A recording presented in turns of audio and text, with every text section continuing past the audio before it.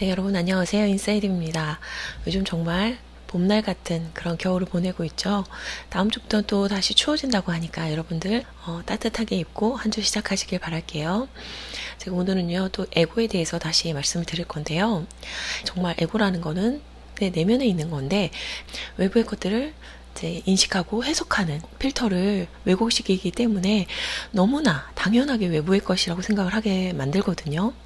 이런 상황을 조금 더 여러분들이 이해하기 쉽도록 어떤 영화 필름에 비유를 해서 말씀드리도록 하겠습니다. 이제 에고라는 게 내 몸에 어떤 캡슐처럼 막 붙어 있어요. 그러다가 어떤 에고가 이번에 정화를 하면 좋을지, 이거는 사실 본성 차원에서 안에서 밀어내듯이 보내준다고 생각을 하거든요. 이번에 해결해야 될 그런 에고들이 정화를 요구할 때요, 예고편을 먼저 플레이를 시켜요. 내 눈에 필터가 탁 씌워지면서 뭔가 그 에고와 관련된 감정들로 세상을 보게 되고, 그것이 외부에 발생하는 일이 철떡처럼 믿게 그런 패턴으로 진행이 되는 거죠.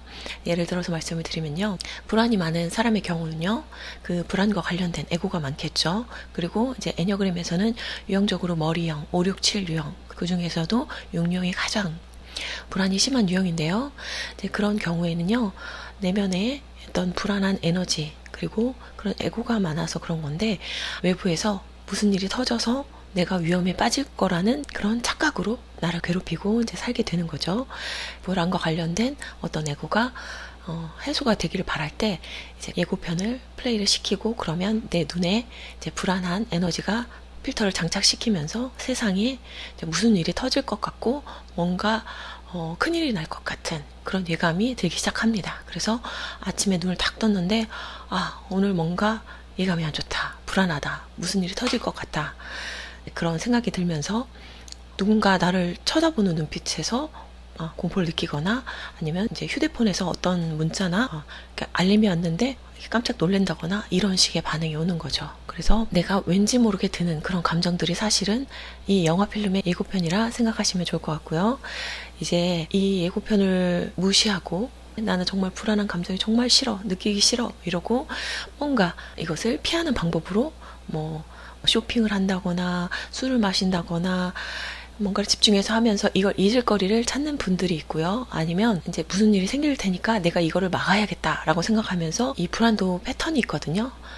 주로 관계에 대한 불안으로 생각하시는 분들, 아니면 돈으로 생각하시는 분들, 아니면 어떤 그룹에서 배척당하거나 내 얼굴이 먹칠하게 되면 어떡하지, 이런 불안으로 머리에 시나리오를 쓰게 되겠죠. 그러면서 그것을 방지하기 위해서 나의 욕구를, 나의 호불호를 다 죽이고 무조건적으로 사람에게 맞추면서 헌신을 한다거나, 돈에 대한 불안인 경우 무리한 투자를 한다거나, 아니면 정말 사랑받고 싶어서 이 사람 저 사람 헤매고 다닌다거나, 굉장히 이상한 행동들을 많이 하게 됩니다. 회피하는 것도 좋은 방법이 아니고, 그것을 대비해야겠다고 생각하면서 부적응적인 행동을 반복하는 것도 좋은 행동이 아니겠죠. 그래서 이럴 때 예고편이 플레이가 됐어, 내가 충분히 이것을 느껴주고 이 영화를 감상을 하고 나면 이것은 나에게서 해소돼서 사라질 거야 라는 걸 아시고 이제 그런 방면으로 가셔야 된다는 거죠. 그래서 이 에고의 속임수는요, 저도 정말 많이 속았지만 아주 지능적이고 굉장히 나의 취약성을 파고들면서 스토리를 짜기 때문에, 우리가 이것이 현실이 아니라 이런 그냥 내 안에서 올라오는 어떤 감정체, 에너지라는 것을 자꾸 자각을 해야 된다는 거죠.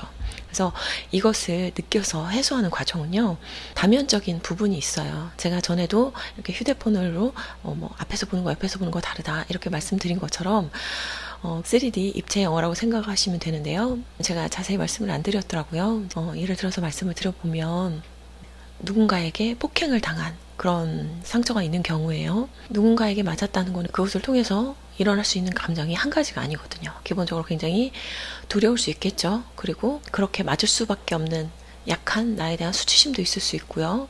그리고 이걸 또 디테일하게 보면요, 남자가 여자한테 맞은 경우, 또 여자가 남자한테 맞은 경우, 부모가 자식한테 맞은 경우, 자식이 부모한테 맞은 경우, 이런 세세한 거에 대해서 다 여러 각도로 다 정화를 해주셔야 되는 거예요. 어떤 분노라든지 억울함, 슬픔, 그리고 수치심, 나약한 나로 인한 그런 자괴감, 아니면 수치심이 더 과하게 느껴질 때는요, 모멸감으로 오기도 하거든요.